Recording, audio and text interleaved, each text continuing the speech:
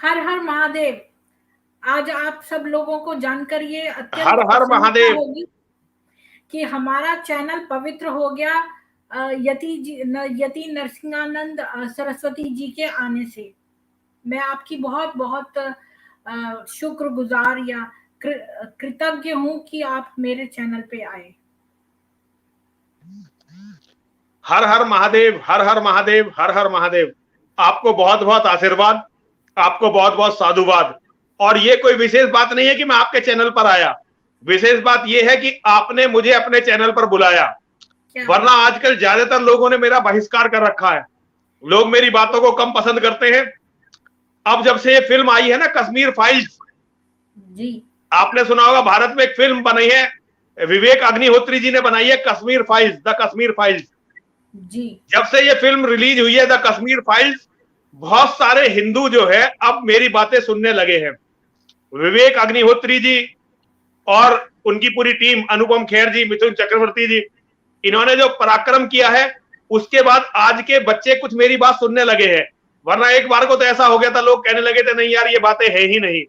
लेकिन मैं साधुवाद देता हूं द कश्मीर फाइल्स के जो पूरी टीम है, उन्हें बहुत बहुत साधुवाद देता हूं कि आज आप भी मेरी बात सुन रही हैं। और आपको बहुत बहुत साधुवाद, बहुत बहुत धन्यवाद, बहुत बहुत आशीर्वाद।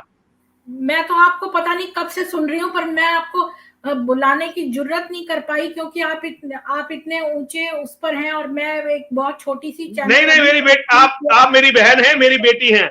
मैं बिल्कुल ऊंचा नहीं हूं, मैं आपका पक्का, आप बड़ा भाई मानिए। हम सब आपके हाँ हाँ बिल्कुल, आप मुझे अपना बड़ा भाई मान सकती हैं, पिता मान सकती हैं, बड़ा भाई या पिता, परिवार का एक व्यक्ति मान सकती हैं। जैसे एक परिवार होता है ना, साधु की मेरी परिभाषा यह है कि साधु को सबके लिए सुलभ होना चाहिए। तो कोई साधु तो तुम्हारे परिवार का, मेरी बेटी तुम्हारे परिवार का एक सदस्य है। साधु, साधु अलग से कुछ नहीं होता, साधु तो तुम्हारे परिवार का, क्योंकि साधु तुम्हारा दिया हुआ खाता है, तुम्हारे दिए हुए कपड़ों को पहनता, तुम्हारे मतलब हिंदुओं के। अब कोई भी साधु है वो अपने आप धन अर्जित नहीं करता, वो समाज के दिए हुए अन्न को खाता है, समाज की दी हुई भिक्षा को खाता है, समाज के दिए हुए वस्त्रों को पहनता है, और समाज जो उसे जीवन काटने के लिए चीजें देता है उसका उपभोग करता है। तो साधु तो आपके परिवार का एक सदस्य हुआ, साधु कभी बड़ा नहीं हो सकता। मेरी बहन, मेरी बेटी, साधु को बड़ा मत मान, मुझे नहीं, किसी भी साधु को आप बड़ा मत मानिए, उसे अपने परिवार का केवल एक सदस्य मानिए। यति जी, हम चूंकि प्रॉब्लम्स तो बहुत सारी हैं, लेकिन मैं एक छोटे से विषय पर बातचीत करना चाहती थी। वो ये कि जो जैसे अगर आप जहाँ मक्का जाएं हज के लिए, तो वहां लिखा होता है शुरू में ही, जब आप हाईवे पे होते हैं तो बोर्ड लगा होता है कि केवल जो मुसलमान है वो इस रास्ते से जाएंगे और बाकी सबको एग्जिट करा देते हैं। वो तो किसी और का जाना वर्जित है वहां पे। तो इसी तरह इन लोगों ने जो है वो और लोगों को वर्जित कर रखा है और ये अपनी जगहों के पास तक नहीं आने देते हैं। और आप देखिए, अभी कनाडा में मैं रहती हूँ और वहां पर 5 मंदिर लूटे गए हैं। और वहां पे 5, मैंने एक स्ट्रीम करी थी, उसमें 5 मंदिर जो हैं उनके आभूषण और डोनेशन बॉक्स वगैरह लूट लिए गए। और भी मैं एक वॉशिंगटन में मंदिर है, वहां की सिक्योरिटी को एक मुसलमान देखता है। और इसी तरह मैं बता रही हूँ कि बहुत सारे जो मलेच्छ भी हैं वो भी मंदिरों के अंदर जो है आकर उसको पवित्र करते हैं, क्योंकि मंदिर एक यूनिवर्स है अपने आप में, जहाँ पर हमारे ईश्वर हैं, वहां पर हमारे पॉजिटिव वाइब्स हैं और हम ब्रह्म के निकट होते हैं और हम ईश्वर से एक बॉन्डिंग करते हैं जब हम मंदिर में होते हैं। तो इस चीज के लिए आप क्या समझते हैं, हमें कैसे अपने मंदिरों को प्रोटेक्ट करना चाहिए कि मलिच्छों द्वारा वो धर्म भ्रष्ट ना हो, अपवित्र ना हो? देखिए, केवल मंदिर नहीं, अपने घरों को, अपने परिवारों को हमें मुसलमानों से दूर रखना चाहिए। मुसलमानों की किताब है कुरान, वो कुरान के हिसाब से चलते हैं, और कुरान ये कहती है कि दुनिया में जितने भी मंदिर हैं वो एक दिन तोड़े जाएंगे, जितने भी काफिर हैं एक दिन कत्ल किए जाएंगे, जितने भी काफिर की औरतें हैं उनको सबको काफिरों से छीन लिया जाएगा। ये कुरान कहती है, मैं नहीं कहता मेरी बेटी, ये कुरान कहती है। अगर तुम्हारी किताबों में ये लिखा हुआ है जिस पर तुम विश्वास करते हो कि हम केवल कत्ल के योग्य हैं, तो हमारे पास आकर तुम कर क्या रहे हो? जी। जब भी हमारी किसी मुसलमान से बात हो तो हमें से पूछना चाहिए कि भाई तुम कुरान में विश्वास करते हो कि नहीं करते हो। अगर वो कहे कि मैं कुरान में विश्वास करता हूं, तो हर हिंदू को चाहिए कि ऐसे मुसलमान को अपने से दूर रखे। जो भी दुनिया का व्यक्ति कुरान में विश्वास करता है उसे अपने से दूर रखनी चाहिए, क्योंकि अगर वो व्यक्ति कुरान में विश्वास करता है तो वो मंदिरों को यह समझता है कि ये तोड़े जाने के लायक है, हमें यह समझता है कि हमें कत्ल करने के लायक है, हमारी धन संपत्ति को यह समझता है कि वो लूटे जाने के लायक है, और हमारे घर की औरतों को समझता है कि बलात्कार करने के बाद लौंडी बनाकर, गुलाम बनाकर बेचे जाने के लायक है। और इसमें मेरी बातों में 0% भी झूठ नहीं है मेरी बेटी। बिल्कुल, मैंने पढ़ लिया। कोई भी मुस्लिम मौलाना मुझसे बहस कर ले। इतने आश्चर्य की बात यह है कि अगर इनसे पूछो कि ये चीज बुरी है तो ये लोग इसको भी डिफेंड करते हैं, और वो इसको बुरा ही नहीं समझते। दूसरे की प्रॉपर्टी हथियाना और उनकी औरतों के साथ बलात्कार करना नहीं, बुरा नहीं। ये मेरी बच्ची सुनिए, बुरा समझने की तो बात बहुत बात की है। वो इसे पुण्य का कार्य समझते हैं। वो ये समझते हैं कि मुसलमान होने के कारण उनकी ये रिलीजियस ड्यूटी है, ये उनकी रिलीजियस ड्यूटी है कि वो हमारे मंदिरों को तोड़ें, ये उनकी रिलीजियस ड्यूटी है कि वो हमारा कत्ल करें, ये उनकी रिलीजियस ड्यूटी है कि वो हमारी संपत्ति को छीन ले, ये उनकी रिलीजियस ड्यूटी है कि वो हमारी औरतों के साथ बलात्कार करें और अपनी गुलाम बनाकर उन्हें मंडियों में बेच दें। ये तो उनके धार्मिक कर्तव्य है मेरी बच्ची, बुरा समझने की बात नहीं है। ये जो जैसे मुसलमान, ये तो ऐसे है जैसे हमारे लिए गंगा जी में नहाना, जो हमारे लिए दान पुण्य करना, हमारे लिए किसी की गरीब की मदद करना, जैसे ये धार्मिक कर्तव्य है, उनके धार्मिक कर्तव्य ये हैं। बिल्कुल, उनके धार्मिक कर्तव्य है किसी के भी मंदिर को तोड़ना, किसी की बेटी से बलात्कार करके उसे मंडियों में बेचना, किसी की संपत्ति पर कब्जा करना और उसका कत्ल करना। जी, ये जैसे सुशुभी खान वगैरह टाइप मुसलमान हैं जो कि मॉडरेट हैं और अपने आप को सनातनी मुसलमान कहते हैं, और ये समझते हैं कि कुरान जो है ज्यादातर मुसलमानों ने पढ़ी ही नहीं है, वो तो इसे एक कपड़े में लपेट कर रख देते हैं, तो उन्हें तो पता ही नहीं है इन चीजों के बारे में जो कुरान में लिखी हैं, या वो उसके लिए आप क्या कहेंगे? देखिए मेरी बेटी, अगर कोई ऐसा मुसलमान है जो कुरान में विश्वास नहीं करता तो उसे इस्लाम छोड़ देना चाहिए तुरंत। उसे इस्लाम छोड़ देना चाहिए और उसे या तो सनातनी बन जाना चाहिए या एथिस्ट बन जाना चाहिए। मैं बहुत सारे ऐसे मुसलमानों को जानता हूं जो कुरान से सहमत नहीं है, लेकिन फिर अब वो मुसलमान नहीं है, वो एथिस्ट बन गए हैं। और हमारे भाई हैं जितेंद्र नारायण सिंह त्यागी, आपने नाम सुना हो, जिनका पहले नाम था वसीम रिजवी। जी, मैंने उनकी वसीम रिजवी, उन्होंने तो कुरान को पढ़कर मोहम्मद के ऊपर एक किताब लिखी, और उस किताब को लिखने के कारण आज वो जेल में है, हरिद्वार की जेल में है। 2 महीने से ज्यादा हो गया, 2.5 महीना हो गया लगभग, वो जेल में है। और आपने शायद वो दर्दनाक चिट्ठी भी पढ़ी होगी जो उन्होंने जेल से लिखी है। मुझे ये तो मेरी बेटी जो कहते हैं ना, देखिए मुसलमानों में एक बहुत बड़ी बात है, क्यों डाला है उन्हें जेल में, किसने डाला है? देखिए जेल में इसलिए डाला है कि भारत सरकार में, भारत के सिस्टम में जिहादियों की पकड़ बहुत बड़ी है। 32 साल लग गए हमें कश्मीरी ब्राह्मणों के दर्द को दुनिया के सामने लाने में। 32 साल लग गए, कितना बड़ा पीरियड मेरी बेटी, 32 साल लग गए, 32 साल, 32 ईयर्स। यहां जिहादियों की इतनी बड़ी पकड़ है जिसकी कुछ हद नहीं।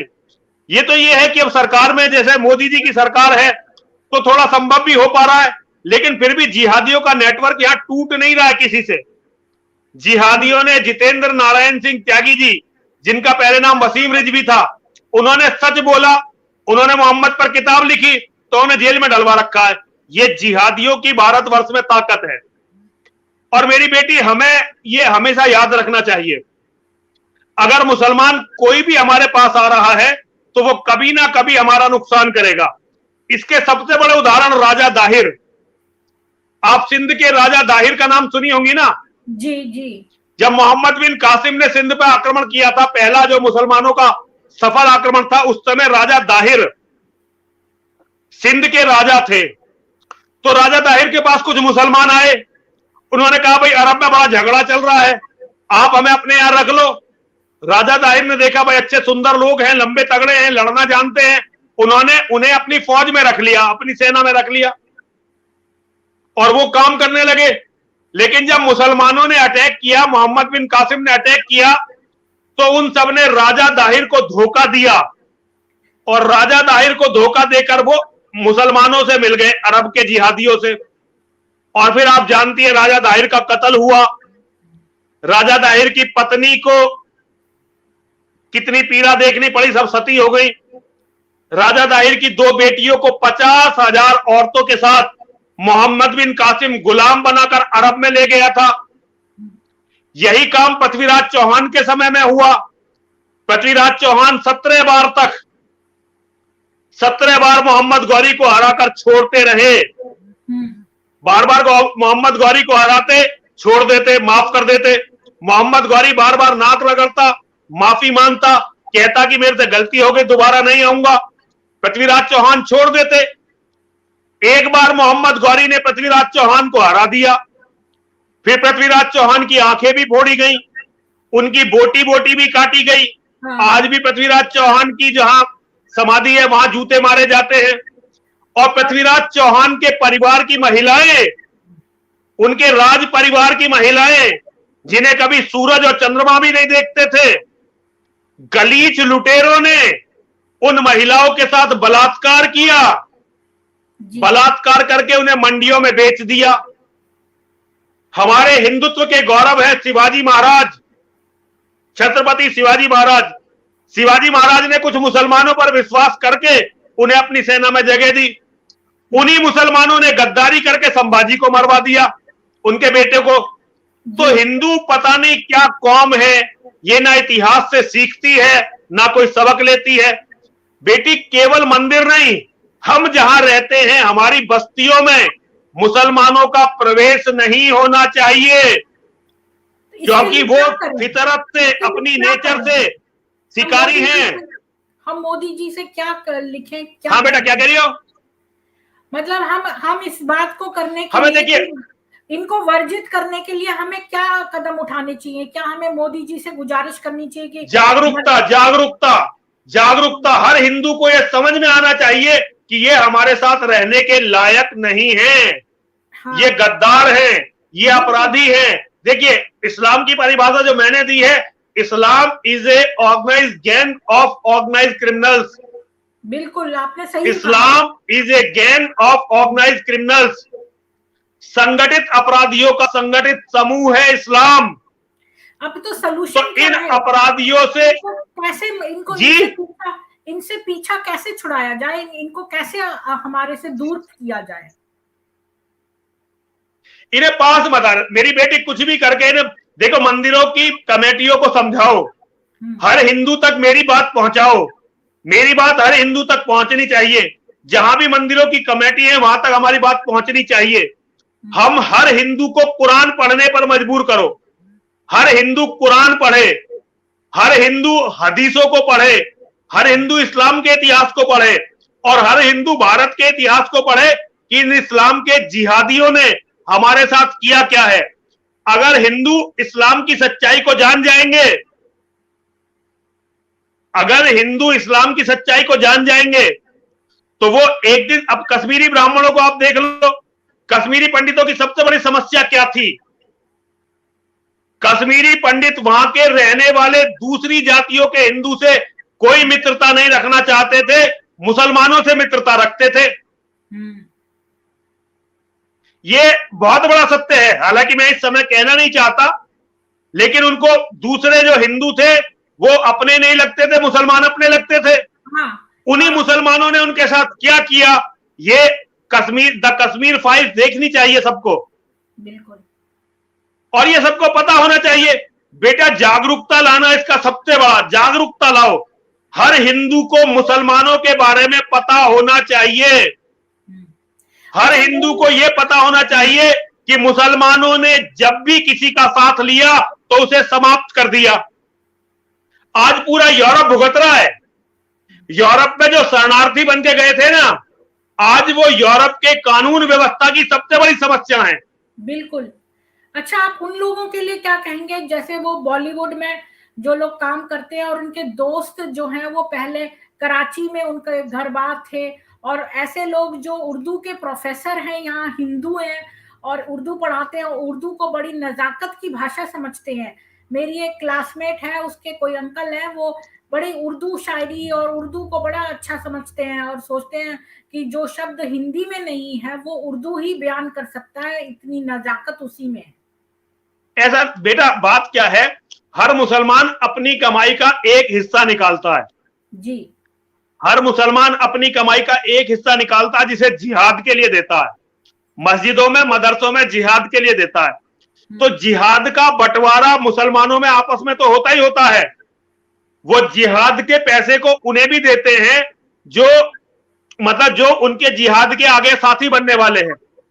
तो बड़ी तादाद में नॉन मुस्लिमों को वो पैसा मिलता है, और ये पैसा बेटा बहुत बड़ी, देखो 200 करोड़ मुसलमान हैं दुनिया में, मतलब आप समझो कम से कम 30 करोड़ परिवार हैं। हर परिवार यदि हर महीने 100 रुपए भी निकालता है तो ये 300 करोड़ नहीं 3000 करोड़ रुपए हो गए, 3000 करोड़ रुपए हर महीने हो गए। जबकि अरब के जो शेख हैं, एक एक शेख जकात के लिए करोड़ों करोड़ों डॉलर हर महीने निकालता है।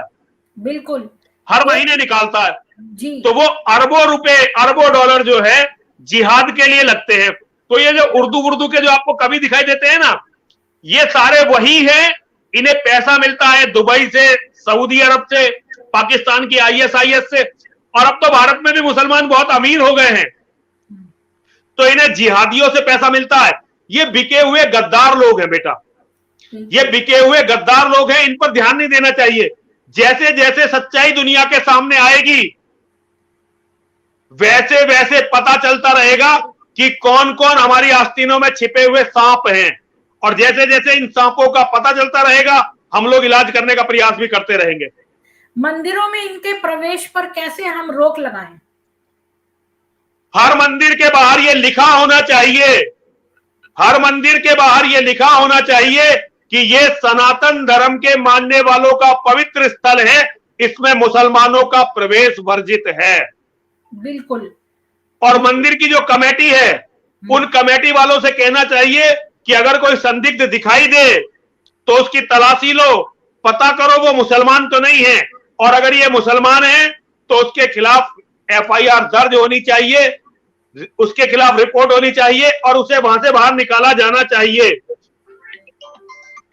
और ये बहुत जरूरी है।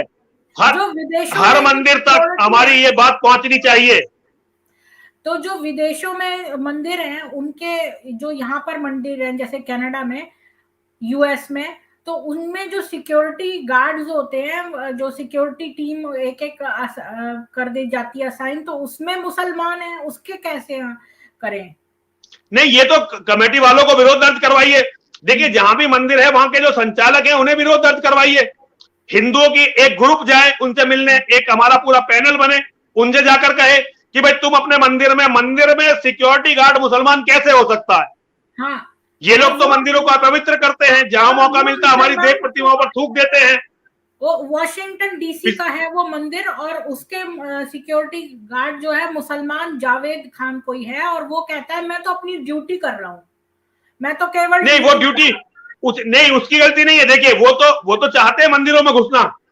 एक तो उन्हें हमारा काफिरों का पैसा मिलेगा, दूसरा वो हमारी मंदिरों को अपवित्र कर पाएंगे, तीसरा वो मंदिर में आने वाली बहन बेटियों से संबंध बना पाएंगे।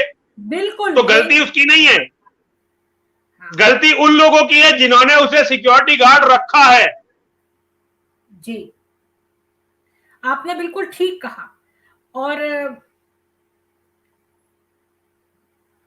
ये तो बिल्कुल सही बात है, हमें ऐसा करना चाहिए, और हमें अपने बच्चों को जो है वो प्रशिक्षण देना चाहिए और इन कुरान के बारे में बताना चाहिए, उसकी बुराइयां, और उनको अस्त्र शस्त्र की विद्या भी देनी चाहिए। अच्छा, बिल्कुल आपकी बात बिल्कुल सही है, मैं सहमत हूं। उन सनातनियों के लिए क्या कहेंगे? मेरे पास, मैं एक दिन लाइव कर रही थी तो एक सनातनी मुझसे बोला कि देखो आपके, और ये मुसलमानों ने भी मुझसे कहा कि आपके जो आर्य समाज के दयानंद सरस्वती जी थे वो कहते थे कि ये बेकार है, मूर्ति पूजा और व्यर्थ है और हवन वगैरह में जोर देना चाहिए। तो वो सनातनी मेरे से भिड़ गया एक बार, कहता है कि देखो कि ये जो है मंदिर, ये पूजा, ये सब बेकार है, और जो ये जो ये मूर्तियां हैं ये बिल्कुल बेकार है, और आपके खुद के वेदों में लिखा है कि जो है ईश्वर जब निराकार है तो आपने मूर्तियां क्यों बना रखी हैं, ये गलत है। तो मैंने उसको बोला तो देखिए उनसे कहना चाहिए, देखिए उनसे कहना चाहिए कि ये हमारा इंटरनल मैटर है, हम इसे मिलकर सुलझा लेंगे। हाँ, वो सनातनी और हमारे यहाँ कहा है कि कण कण में भगवान है। हाँ, नहीं, मैंने दयानंद सरस्वती जी ने जो कहा, जी, मैंने, वो सनातनी था, मैंने उसको ये कहा कि देखो हमारे उपनिषदों में लिखा है कि निराकार उपासना श्रेष्ठ है, पर जो सीधे सरल लोग होते हैं उनके लिए फोकस करना जो है वो डिफिकल्ट होता है निराकार उपासना, तो उनके लिए साकार उपासना बताई गई है। तो इसलिए जो है हम निराकार करेंगे, बिल्कुल आपने बिल्कुल सही कहा। और दूसरी बात, जो हिंदू मंदिर है वो हमारी जगह है, हमारे सेफ हाउसेज हैं। जैसे बच्चे, वो कहता है कि गुरुकुल में भी तो मिल सकते हैं, जैसे चर्च में जाइए तो वहां पर जब सर्विस खत्म होती है तो जो पादरी है वो बोलता है अब मुड़ के लेफ्ट वाले से हाथ मिलाइए, आगे वाले से हाथ मिलाइए, राइट वाले से हाथ मिलाइए, सबसे हाथ मिलाइए। तो चूंकि मैं क्रिश्चियन पहले कुछ समय रही हूँ तो मैंने जो है वो ये बातें नोटिस करी कि वो लोग ये करवाते हैं ताकि लोग आपस में मिलें जुलें। तो उनके लोग तो मिलते हैं आपस में, नेटवर्क फॉर्मेशन होती है, उनका इकोसिस्टम बन गया है। हमारे यहाँ जो मंदिर है वही एक स्थान है जहाँ एक हिंदू दूसरे हिंदू परिवार से मिलता है। तो हमारा जो नेटवर्किंग है वो मंदिर के अंदर ही तो संभव है। तो केवल मूर्ति बात नहीं है, बल्कि एक ग्रुप में गैदरिंग होती है सारी हिंदुओं की, तो ये भी एक अच्छी बात है। तो वो मुझसे कहता है सनातनी की ऐसा तो गुरुकुल में भी संभव है। तो मैंने उसको बोला गुरुकुल में तो बच्चे ही जाएंगे, माँ बाप के मिलने की भी तो कोई जगह होनी चाहिए। ईश्वर प्रार्थना भी एक बात है, उसके अलावा मिलना जुलना और हिंदुओं परिवारों से वो भी इम्पोर्टेंट है। और अगर हमारे पर हमला होता है कोई तो हम मंदिरों में जा सकते हैं और वो हमारी सेफ हाउसेस हो सकते हैं। तो मैं तो समझती हूँ मंदिरों की दीवारें जो है वो बहुत मजबूत और वैसी बनानी चाहिए। अब जैसे आप देखिए कि गुरुद्वारे में इन्होंने बहुत शस्त्र अस्त्र छुपा रखे थे और बहुत, तो हमें भी मंदिर को जो है वो एक ऐसा सेफ हाउस बनाना चाहिए और उसमें भी हमें शस्त्र वस्त्र रियल मतलब रखने चाहिए, ताकि अगर कभी हिंदुओं पे कोई आक्रमण हो तो हम उसके अंदर छिप जा सकें। ऐसा मेरा मानना है। आप इस विषय में क्या कहेंगे? आपका मानना बिल्कुल ठीक है, मैं आपकी ज्यादातर बातों से बिल्कुल ठीक मानता हूं, आपकी बातों का समर्थन करता हूं। एक हिंदुओं में बहुत बड़े रिफॉर्म की जरूरत है, मंदिरों का एक नेटवर्क बनने की जरूरत है। अभी सारे मंदिर अलग अलग दुकानों की तरह हो गए हैं, वो अपना अपना काम कर रहे हैं, कोई भी धर्म के बारे में सोच नहीं रहा है।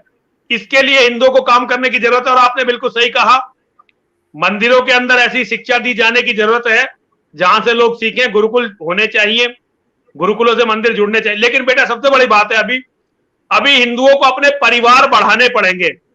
हिंदुओं की जो सबसे बड़ी बीमारी है ना, एक बेटे वाली बीमारी, इस बीमारी से बचना पड़ेगा। हमारा वेद कहता है एक बेटे के होने से तो बेटे का ना होना अच्छा है, वेद कहता है। आप चाणक्य नीति पढ़ लीजिए, हमारे यहां धर्म कहता है कि जैसे कहीं जमीन पर यदि एक पेड़ है, उस एक पेड़ वाले खेत को बाग नहीं माना जा सकता, ऐसे ही एक बेटे की मां को मां नहीं माना जा सकता, क्योंकि उसका बेटा तो कभी भी मारा जा सकता है।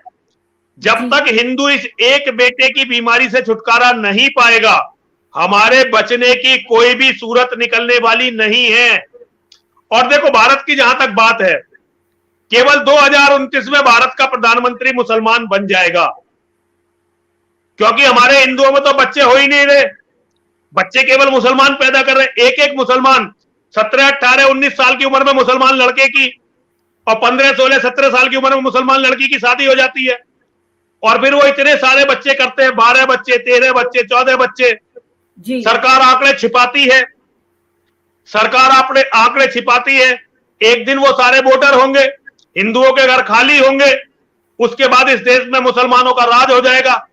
एक बार भारत का प्रधानमंत्री मुसलमान बना तो केवल अगले 20 सालों में 50% हिंदू अपना धर्म परिवर्तन कर लेंगे, 40% हिंदुओं का कत्ल हो जाएगा, 10% हिंदू जो बचेंगे वो या तो विदेशों में रहेंगे या रिफ्यूजी कैंपों में रहेंगे, उनका अपना कोई अस्तित्व नहीं होगा, कोई मंदिर यहां बचेगा नहीं, कोई गुरुकुल यहां बचेगा नहीं, यहां सब तोड़ दिया जाएगा, जैसे अफगानिस्तान में हो गया, पाकिस्तान में हो गया, कश्मीर में हो गया, ऐसे हो जाएगा।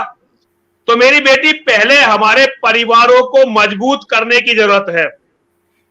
हिंदू दुनिया के किसी भी कोने में रहता हो, जी, मैं समझती हूँ कि जो भारतवर्ष है इसको ना हिंदू राष्ट्र घोषित कर देना चाहिए, क्योंकि ये नहीं, ये कोई चांस नहीं मेरी बेटी।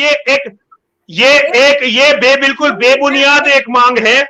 आज भारत की सरकार, जी, मैं ये चाहती हूँ कि आज भारत की सरकार एक छोटा सा कानून लागू नहीं कर सकती। हाँ, मैं जिस कानून का विरोध मुसलमान करें, जी, जितने भी मुसलमान हैं उनको ना ये पैसे दो टिकट की, भाई आप जो है किसी मुसलमान देश में चले जाइए और हम आपको पैसे देंगे। नहीं, वो नहीं जाएंगे मेरी बेटी। मुसलमान देशों में तो वो जानवरों की तरह रहते हैं। अगर मुसलमान तो मुसलमान देशों में जानवरों की तरह रहते हैं। जी, मैं ये कह रही थी कि अगर उनको इंडिया में रहना है, मुसलमानों के देश में जानवरों की तरह रहते हैं। नहीं, मैं कह रही हूँ अगर उन्हें इंडिया में रहना है तो उन्हें सनातनी बनना होगा, या फिर वो टिकट के पैसे लेके चले जाएं मुसलमान देश में। और ये जो है हमारे देखो मेरी बेटी, ये सब सुनिए, मेरी बात समझिए, ये कभी भी नहीं हो सकता। आज भारत के असली मालिक मुसलमान हैं। भारत में वो किसी भी मंदिर को तोड़ देते हैं, किसी भी हिंदू का कत्ल कर देते हैं, किसी भी हिंदू बेटी से बलात्कार कर देते हैं। हिंदू बोलता भी है तो जेल में जाता है। मैं खुद 1 महीना 2 दिन जेल में रहकर आया हूं। मैं खुद नरसिंहानंद गिरी, श्री पंचदश नाम जूना अखाड़े का महामंडलेश्वर यति नरसिंहानंद गिरी 1 महीना 2 दिन जेल में रहकर आया हूं, क्योंकि मैंने ये कह दिया था कि हिंदू खतरे में है और हिंदू को लड़ने के लिए खड़ा होना पड़ेगा। तो 1 महीना 2 दिन में जेल में रहकर आया हूं। यहां मुसलमानों के खिलाफ कुछ भी नहीं हो सकता मेरी बेटी। होगा अवश्य, ये हिंदू राष्ट्र कभी नहीं बनेगा, बन जाएगा। और ये तो इस्लामिक राष्ट्र बनने वाला है। बहुत जल्दी ये इस्लामिक राष्ट्र बनने वाला है। नहीं, अभी आपने देखा कितने लोग खड़े हो गए कश्मीर फाइल्स के लिए। देखना, ये सारे हिंदू जाग जाएंगे। हम बहुत कोशिश कर रहे हैं। काय के लिए बेटा? एक पिक्चर देख के आने से कोई फर्क नहीं पड़ेगा मेरी बच्ची। ऐसा कोई हिंदू नहीं था जिसे पहले ये पता नहीं था कि मुसलमानों ने कश्मीर में क्या किया है। और पिक्चर के लिए खड़ा होना अलग बात है। तुम पिक्चर के लिए खड़ी हो, वो AK-47 लेकर खड़े हुए हैं। हम तो पिक्चर के लिए खड़े हुए ना, बस पिक्चर देखने गए। वो अपनी जान देने के लिए तैयार हैं, धर्म के लिए, अपने मजहब के लिए, इस्लाम के लिए। वो AK-47 लेकर खड़े हुए हैं।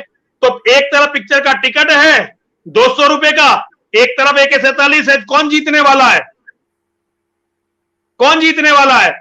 और सरकार के फौज के भरोसे मत रहना मेरी बेटी। इसका उपाय क्या है फिर? क्या करें हम? इसका उपाय है, हिंदू को अपना DNA चेंज करना पड़ेगा, अपनी मानसिकता को चेंज करना पड़ेगा, अपनी मानसिकता में धर्म के लिए लड़ना और मर मिटना सीखना पड़ेगा। हम धर्म के लिए लड़ें और धर्म को जरूरत पड़े तो मर मिटें। आज हम केवल एक टिकट खरीद कर यह समझ रहे हैं कि हमने कोई क्रांति ला दी। हमने एक फिल्म बनाई, हिंदुओं इस्लाम के जिहाद के खिलाफ हमने केवल एक फिल्म बनाई और सारे हिंदू गौरवान्वित महसूस कर रहे हैं। सारे हिंदू। मुसलमानों ने जिहाद के लिए कितनी फिल्में बना दी, बल्कि मुसलमानों के साथ साथ हिंदुओं ने, अभी फिल्म आई थी शिकारा, फिल्म आई थी हैदर, ये जितनी फिल्में आई कश्मीर की पृष्ठभूमि पर बनी, ये सब मुसलमानों ने अपने पक्ष में बनवाई ना। हिंदुओं के पक्ष में तो मैंने आज तक केवल यही एक फिल्म देखी है। इससे पहले कोई भी फिल्म मैंने हिंदुओं के पक्ष में इस तरह से नहीं देखी। और जब कश्मीरियों पर अत्याचार हो रहा था तब शबाना आजमी वहां घूम रही थी मोटरसाइकिल पे। जी, जो शबाना आजमी को जानते हो आप? शबाना आजमी जो हाँ, अच्छी तरह से जानता हूं। वो जावेद की पत्नी जो है, जावेद खान की पत्नी, हाँ, वो घूम रही थी मोटरसाइकिल पर वहां जब जी जी, कश्मीरियों पे अत्याचार हो रहा था। नहीं वो देखिए वो पक्की जिहादर है, हाँ, वो पक्की जिहादर है। और जितने भी ये हैं सब ये जिहादी हैं। ये जो इसका पति है जावेद, ये पति नहीं बल्कि सौहर है जावेद, ये सारे जिहादी हैं, जिहादियों के पक्ष में रहते हैं हमेशा। इनका किसी भी चीज से कोई लेना देना नहीं है भारत से, ये हमारी छाती के बोझ हैं, ये हमेशा जिहादियों के पक्ष में रहते हैं।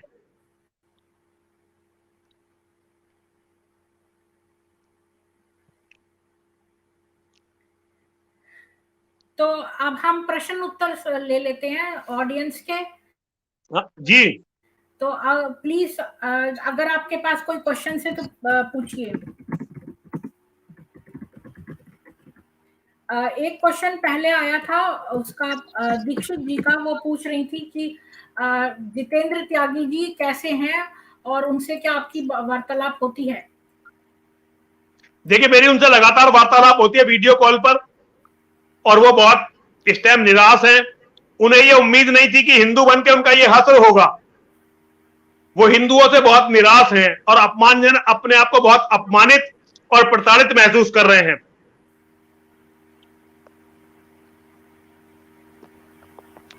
तो क्या हम मोदी जी से लिख के उनको फ्री नहीं करवा सकते?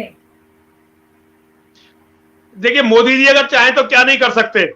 आप लोग एनआरआई लोग हैं, आप लोग मोदी जी पर इसका दबाव बनाइए। आप लोग मोदी जी से पूछिए कि भाई क्या गलती है उस आदमी की, वो जेल में है। पहले उनके लिए आवाज उठाइए, कोई आवाज तो उठाए उनके लिए। अब मैं अकेला बोल रहा हूं, उससे कोई फर्क नहीं पड़ने वाला है। उनके लिए हिंदुओं ने कोई आवाज नहीं उठाई है।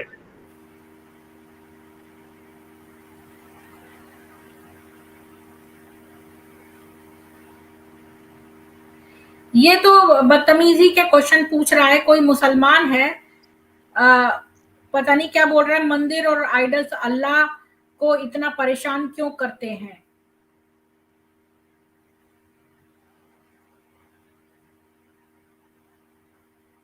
आइडल्स के पीछे क्यों पड़े हुए हैं? आइडल्स और मंदिर के पीछे क्यों?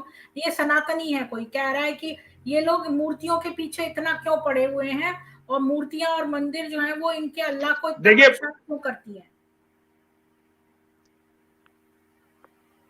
देखिए बात ये है, इन लोगों की बात पर तो आपको ध्यान ही नहीं देना चाहिए। ये लोग, इन लोगों की बातों को छोड़िए। किसी सनातन धर्मी का अगर कोई प्रश्न हो तो आप पूछिए। नहीं, ये सनातनी ही है। जम्मू कश्मीर में मोदी जी दुबई की कंपनी को प्रमोट किया है और अब जिहाद स्ट्रांग होगा।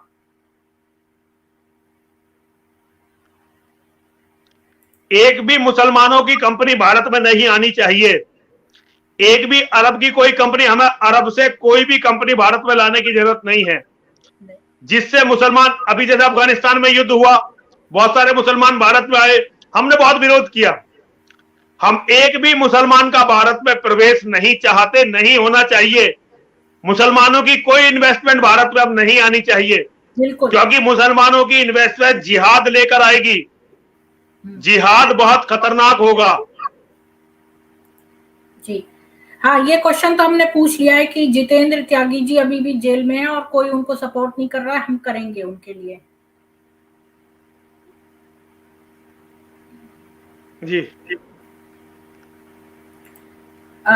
दीने इंसाफ बट बुत परस्ती प्रूव कर दो, इस्लाम खत्म, हम मूर्ति पूजा क्यों करते हैं, कोई समझा दो उन्हें।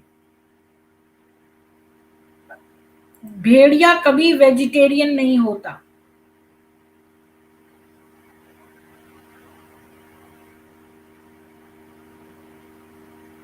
हाँ बिल्कुल सही कहा इन्होंने, भेड़िया कभी वेजिटेरियन नहीं हो सकता।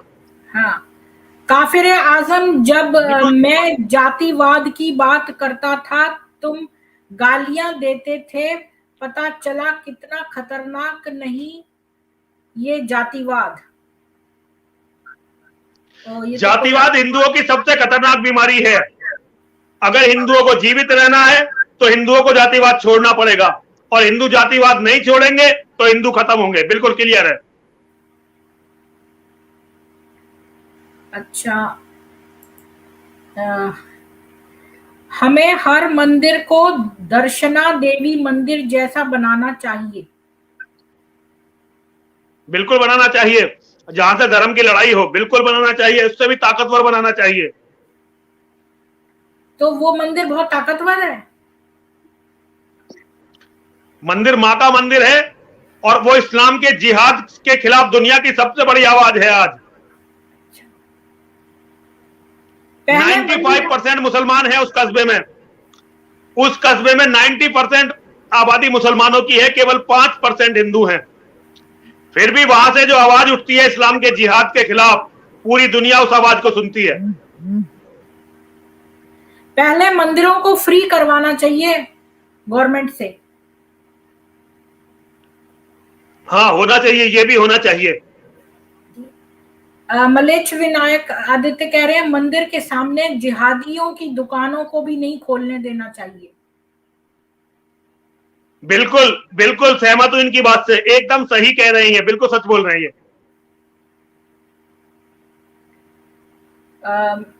मंदिर के देशभक्त बोल रहे हैं मंदिर के 10 किलोमीटर तक कोई भी जिहादी नहीं होना चाहिए।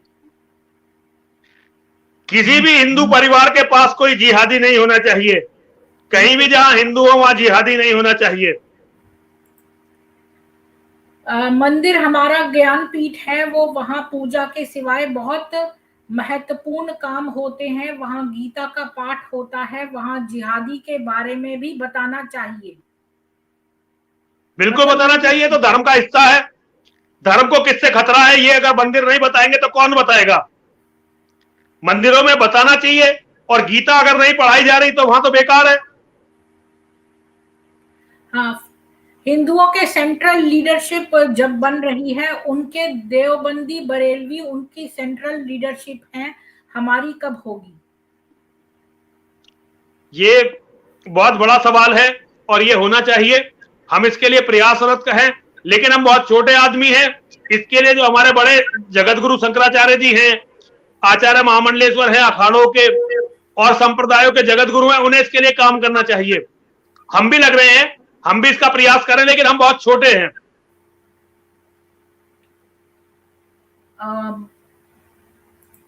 मयूर जोधापुरा कह रहे हैं मंदिरों में नियम होना चाहिए, पुरुषों और महिलाओं के लिए ड्रेस कोड होना चाहिए। लोग कुछ भी कपड़े पहने के मंदिरों में आ जाते हैं, और माथे पर तिलक कंपलसरी होना चाहिए। बिल्कुल होना चाहिए। ये इनकी बात बिल्कुल सही है। ये जेन्युइन बात है, ये होनी चाहिए। हाँ।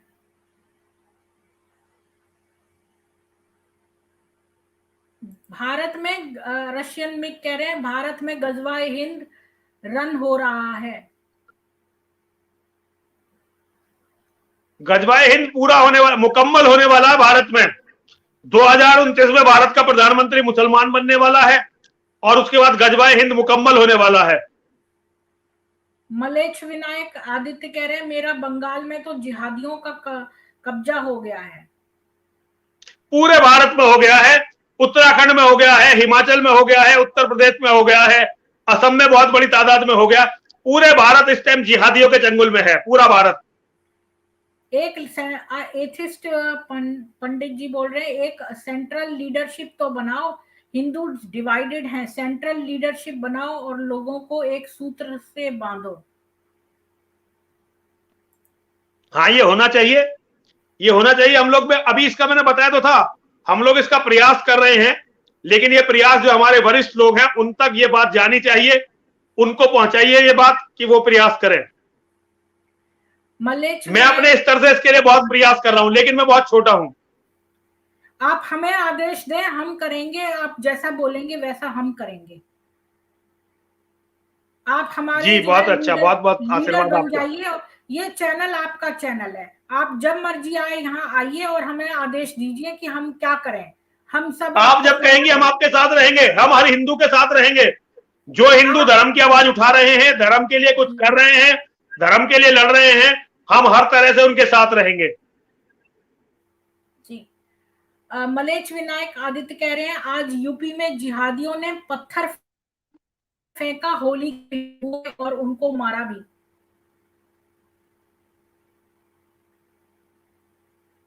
देखिए, जिहादियों की आबादी बहुत बढ़ चुकी है, जिहादियों के हौसले बहुत बढ़ चुके हैं। यूपी का तो सौभाग्य है कि यहां योगी जी मुख्यमंत्री हैं। अगर योगी जी मुख्यमंत्री नहीं होते तो हालत बहुत बुरी होती। लेकिन योगी जी भी इस्लाम के जिहाद को बहुत दिनों तक रोक नहीं पाएंगे, क्योंकि योगी जी अकेले पड़ गए हैं। हिंदू खुद तो कुछ कर नहीं रहे हैं, केवल योगी जी के भरोसे बैठे हुए हैं। अब सारा काम योगी जी पर छोड़कर भी तो आप नहीं रह सकते ना। बिल्कुल।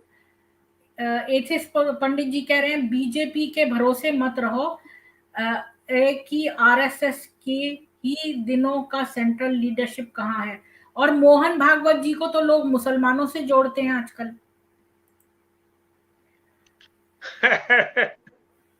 टेक पैरा जी बोल रहे हैं त्यागी जी जेल से कब निकलेंगे? कोई अभी कहा नहीं जा सकता। मामला सुप्रीम कोर्ट में जाने गया है। सुप्रीम कोर्ट कब निर्णय देगा कोई नहीं जानता, और क्या निर्णय देगा कोई नहीं जानता। ब्रदरहुड ऑफ सरपेंट पूछ रहे हैं, बता रहे हैं शबाना आजमी और उसका बाप घोर कम्युनिस्ट रहे हैं। नहीं नहीं, कम्युनिस्टों का तो उन्होंने चोला ओढ़ रखा है। असल में तो वो जिहादी हैं। असल में वो जिहादी हैं। कम्युनिस्टों का चोला वो समय समय पर ओढ़ लेते हैं, लेकिन वो असल में जिहादी हैं। चिरंजीत सिंघा बोल रहे हैं अब बनेगा हिंदुओं के साथ जितना भी गलत हुआ है उन सब में बनेगा। Everyone please support directors like Vivek Agnihotri.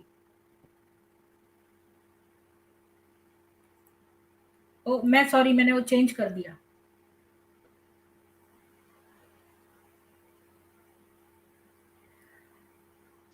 बिल्कुल सही कह रहे हैं, बननी चाहिए ऐसी मूवियां, बननी चाहिए। और विवेक अग्निहोत्री जी को ज्यादा से ज्यादा सपोर्ट करनी चाहिए। जी। मैं तो कहता हूं हर हिंदू कम से कम 2 बार जरूर जाए इस पिक्चर को देखने के लिए। थिएटर में जाए, टिकट खरीदे इस पिक्चर के, और कम से कम 2 बार, हर हिंदू कम से कम 2 बार इस पिक्चर को देखने सिनेमा हॉल जाए, टिकट खरीदे और इस पिक्चर को देखे। नागेंद्र जी पूछ रहे हैं यति जी हिंदुओं को क्या करना चाहिए अपनी सुरक्षा के लिए?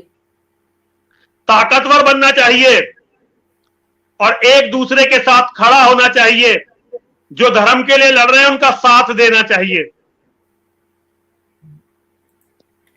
अगर आप कमजोर हैं तो आप किसी के काम के नहीं हैं। आपको पहले खुद को ताकतवर बनाना है, और ताकत पैसे से नहीं आती। हिंदू पैसे कमाकर सोचता है कि ताकतवर बन गया, यह हिंदू की गलतफहमी है। ताकत आती है अपने भाई बंधुओं से, अपने साथियों से, और अच्छे हथियारों से। हाँ, तो हमें हथियार खरीद के रखने चाहिए, हथियार रखने चाहिए। और देखिए, बच्चे पैदा करने चाहिए, परिवार बढ़ाने चाहिए, और मुसीबत में पड़े हर हिंदू का साथ देना चाहिए। सबसे बड़ी बात है कि मुसीबत में पड़े हर हिंदू का साथ देना चाहिए।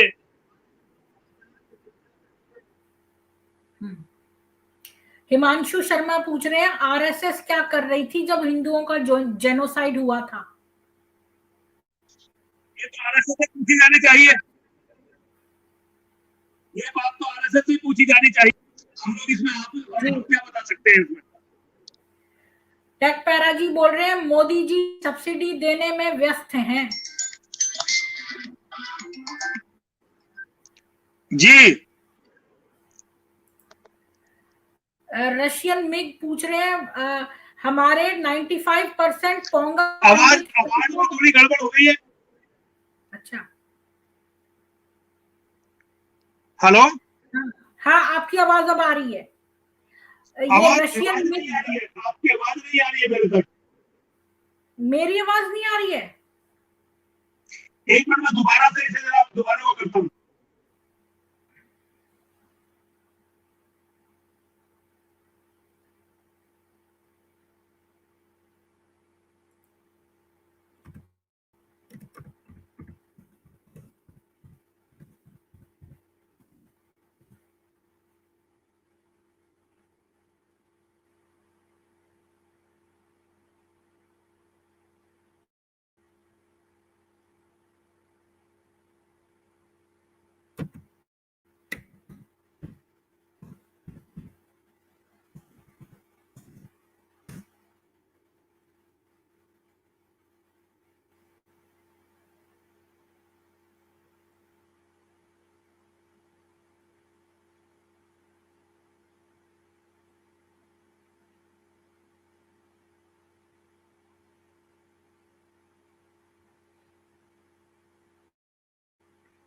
हाँ, ये बात तो सच है कि 95% पोंगापन, जो आपका इशारा उन पे है ना, बाबा रामदेव पे, जो अपने हलाल सर्टिफाइड प्रोडक्ट्स जो हैं वो दुबई वगैरह मिडिल ईस्ट में भेजते हैं, तो वो भी गलत है।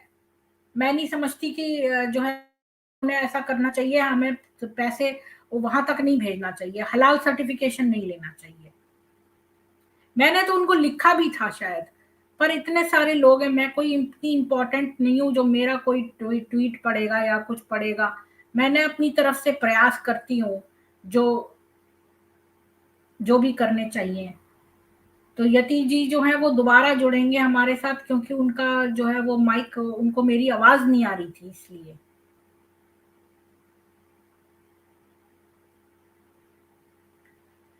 तो अ,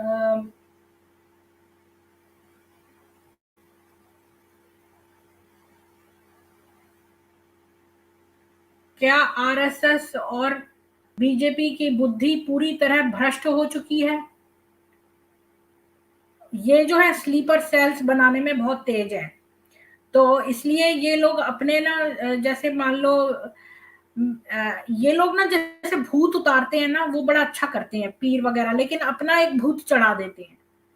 तो ये वही वाली बात है कि ये जो है अपने भूत चढ़ा देते हैं लोगों के ऊपर, और इसलिए जो है हमारे जो हिंदू हैं उनकी बुद्धि ऐसा लगता है भ्रष्ट हो गई है, क्योंकि ये उनको वशीभूत कर लेते हैं एक तरह से।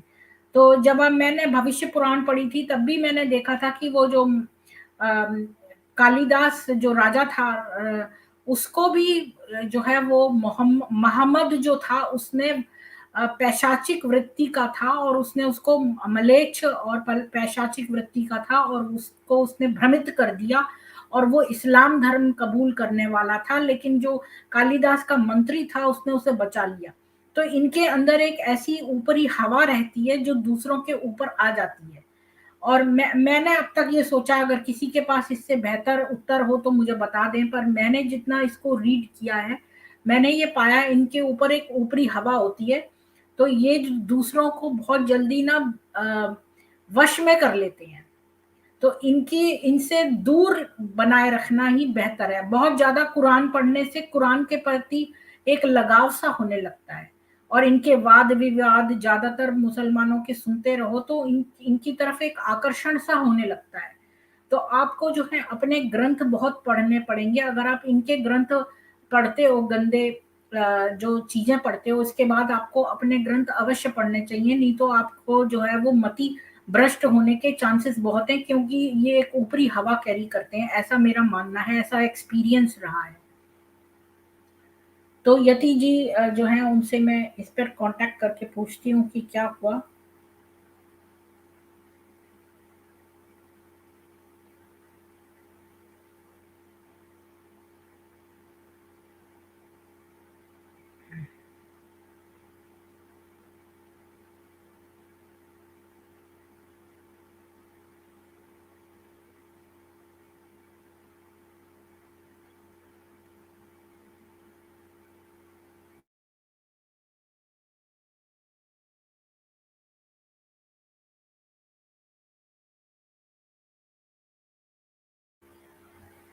तो मैंने उनको भेज दिया है।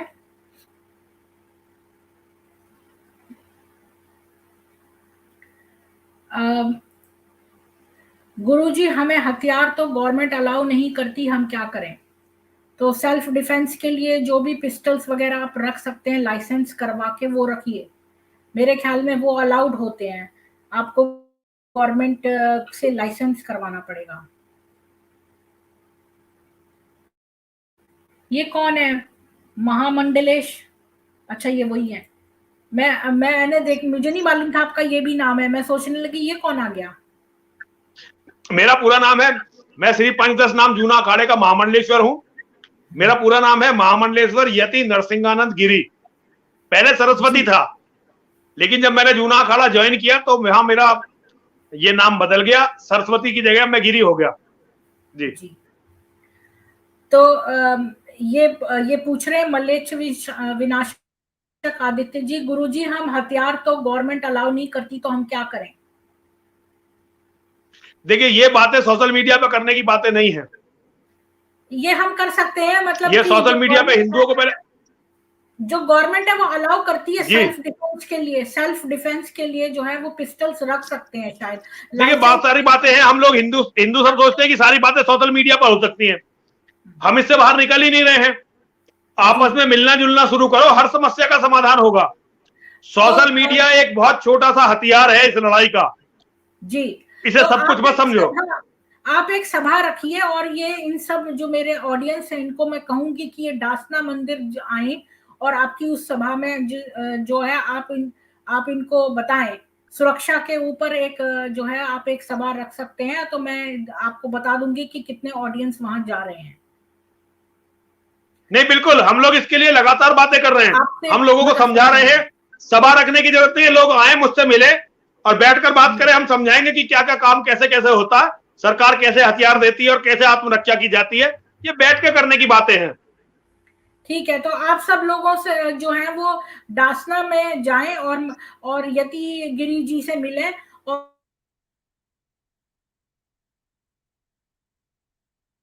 ये प्लीज शादी करना चाहिए। और ये पूछ रहे गुरु मुरारी बापू क्या बोल रहे हैं, मुरारी बापू अल्लाह मौला गेट हैं क्यों गाते हैं क्या? हाँ हाँ वो गाते ही हैं अल्लाह मौला, वो बहुत अल्लाह मौला गाते हैं, सारी दुनिया जानती है, इसमें क्या नई बात है। अभी तो मैंने सदगुरु, बहुत सारे हिंदुओं के धर्मगुरु अल्लाह मौला गाते हैं जी, हिंदुओं के बहुत सारे ऐसे धर्मगुरु हैं जो अल्लाह मौला गाते हैं, बहुत सारे धर्मगुरु हैं। हाँ, इन सबको जो है वो इनका पर्दाफाश करना चाहिए। अरब में मंदिर बन रहे हैं हिंदू उसको खुश करने के, हिंदू खुश हो रहा है, उस पर क्या बोलेंगे यति जी? देखिए पहले अपने हिंदुस्तान को बचा लो, पता चला अरब में तो तुमने मंदिर बना दिया और हिंदुस्तान खो दिया।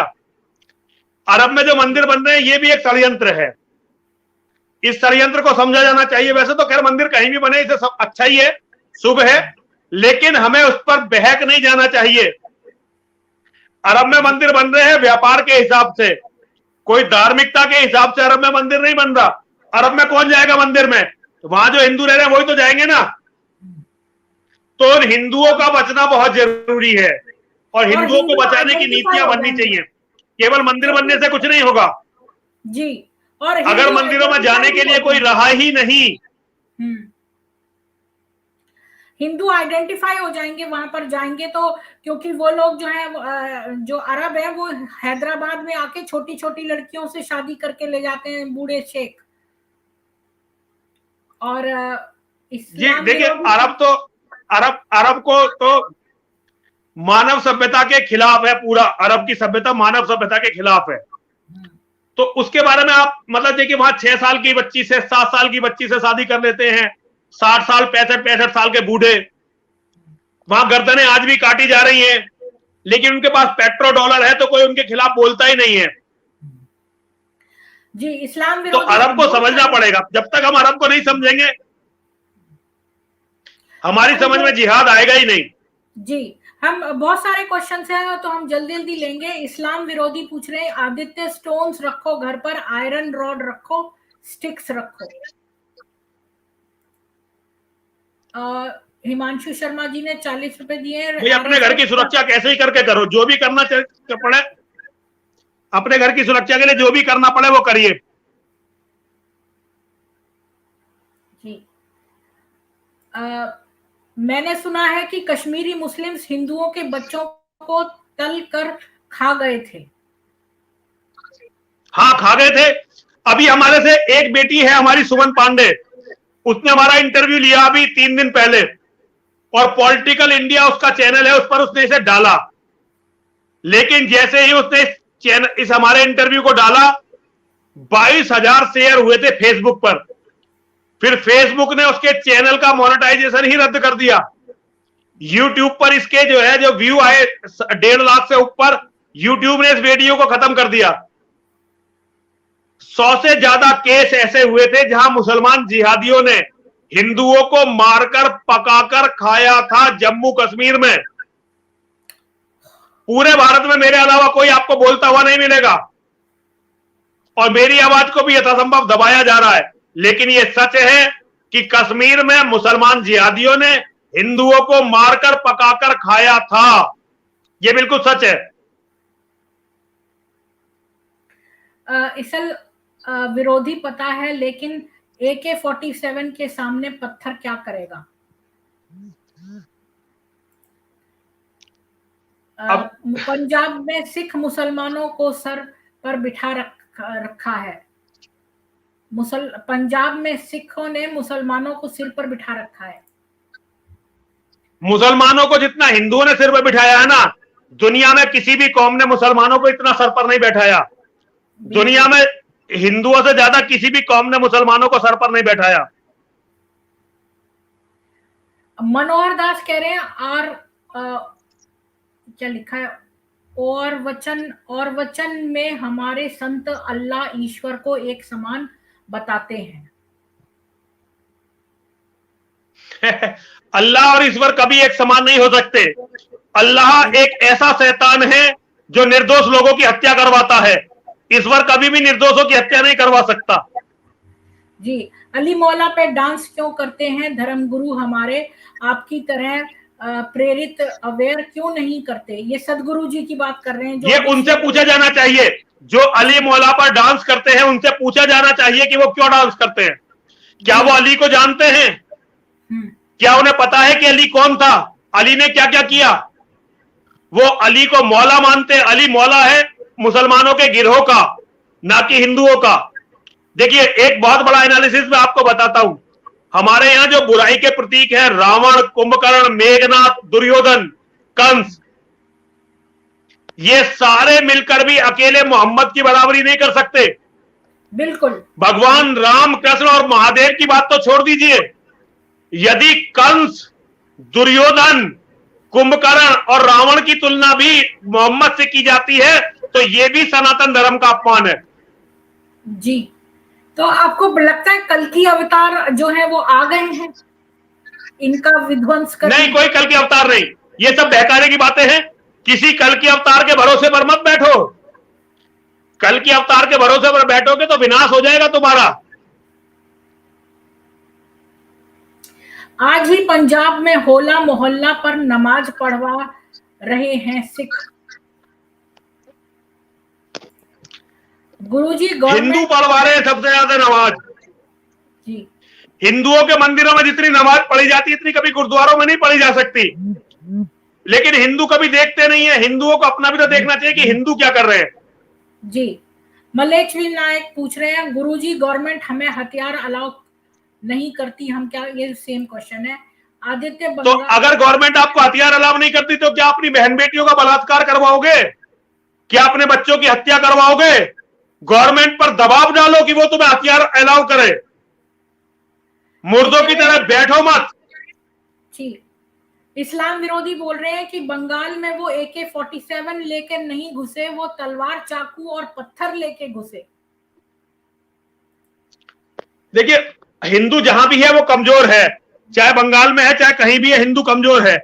जब तक हिंदू कमजोर रहेगा हमारी ये दुर्गति रहेगी। हिंदू पहले इस चीज को समझे, हिंदू को ताकतवर बनना पड़ेगा। अगर हिंदू ताकतवर नहीं बनना पड़ेगा तो कल बंगाल में हुआ, आज उत्तर प्रदेश में होगा, कल कहीं और होगा। ये रशियन मिग बोल रहे हैं कि इन्होंने योगी जी को कॉल किया जितेंद्र सर के लिए, लेकिन रिंग नहीं लग रही है, तो ये मंडे को फिर से कॉल करेंगे। हाँ, प्रयास करिए, जो जिस तरह से प्रयास कर सके उस योद्धा के लिए उसी तरह से प्रयास कीजिए। उन्होंने मानवता की बहुत बड़ी सेवा की है। पूरे 1400 साल के इतिहास में भारतवर्ष में पहली बार इतनी कोई ठोस आवाज उठी है इन जिहादियों की सच्चाई दुनिया को बताने के लिए। जी, नो मोर कह रहे हैं वो ढेले से स्टिंजा करते हैं और ढेले से इलाज किया जा सकता है भी। क्या RSS बीजेपी जिहादियों से डरे हुए हैं या बाइक हुए हैं? समझ में नहीं आ रहा क्या लिखा है। बिके हुए हैं, इसका हिंदी में पढ़ा जाएगा बिके हुए। देखिए, ये उनसे पूछा जाना चाहिए, इस बारे में मैं क्या बोल सकता हूं। जी, जिहादियों से कोई संबंध नहीं बनाना, उन्हें खरीदना ना, उनके पब्लिक वाहन में। मेरी बेटी 9 बज गए हैं, मुझे अब कहीं जाना है। मैं बहुत क्षमा चाहता हूं, अगली बार फिर बहुत जल्दी हम लोग मिलेंगे। जी, तो मैं ऐसी अपनी एक लिंक, हिंदू अपनी जनसंख्या को लेकर लापरवाह क्यों है वो तो आपने बता ही दिया था, और पता नहीं क्या। ठीक है, तो मैं अब इसको यहीं पर समाप्त करती हूँ, और ये आप ही का आपको बहुत बहुत धन्यवाद, जी, आप कभी बहुत भी बहुत साधुवाद, बहुत बहुत आशीर्वाद, और मुझे उम्मीद है कि हम लोग मिलते रहेंगे। बिल्कुल, आप हर हफ्ते आइए प्लीज, और हम हमारे जी, हर हर महादेव, नई नई हर हर महादेव, हम लोग मिलते रहेंगे। हर हर महादेव, हर हर महादेव, हर हर महादेव, हर हर महादेव जी। तो कि इतना टाइम नहीं था, और बहुत सारे मैं कमेंट्स ले रही थी, और यति जी जो है उन्होंने आके हमारे चैनल को पवित्र कर दिया, और मैं बहुत ही खुश हूँ। मैं तो सोच भी नहीं पा रही हूँ कि मैंने उनके दर्शन कर लिए, कितनी बड़ी बात है ये। तो मैं जो है वो इनवाइट भेज देती हूँ, और हम कोई भी मेरे से प्राइवेट में अगर चैट करना चाहता है तो वो कर सकता है। और मैं इस लिंक को अब यहीं पे समाप्त करती हूँ। हर हर महादेव। आप सब लोग जो हैं इसको ज़्यादा से ज़्यादा शेयर करिए, और जब कोई आपसे पूछे मलेच्छ कौन है तो वो अधर्मी लोगों के लिए कहिए, किसी का नाम मत लीजिए, बस ये कहिए जो अधर्मी लोग हैं। तो मैं इसको समाप्त करती हूँ। आपका दिन शुभ बीते। धन्यवाद।